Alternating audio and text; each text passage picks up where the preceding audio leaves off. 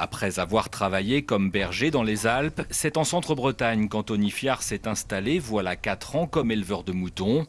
Avec son cheptel de 350 brebis, il a été victime du loup en février dernier. 7 bêtes ont été attaquées, 3 n'ont pas survécu.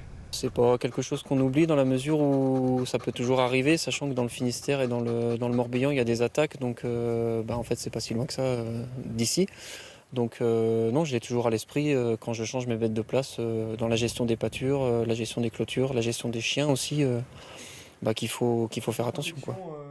Une vigilance qui doit désormais être de mise chez tous les éleveurs. C'est l'un des maîtres mots de la réunion organisée cet après-midi à Trémargat, en présence de la sous-préfète de Lannion, référente loup dans les Côtes-d'Armor.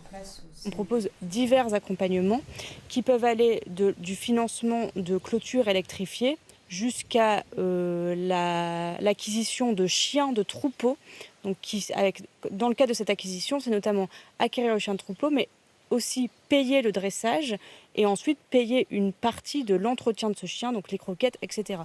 Des mesures qui doivent donc être anticipées sans attendre de savoir si le loup n'est que de passage ou bien véritablement installé dans la région. Il y a une cohabitation qui va être nécessaire. Il faut qu'on apprenne à vivre avec. Lui aussi, il faut qu'il apprenne à peut-être... en tout cas que certains individus ne s'éduquent pas à aller vers des troupeaux domestiqués. Enfin, ça fait partie d'un vrai objectif pour aussi que la cohabitation soit possible. Et les moutons ne sont pas les seuls à devoir être mieux protégés. Des attaques du loup sur les bovins ont déjà eu lieu dans le Finistère.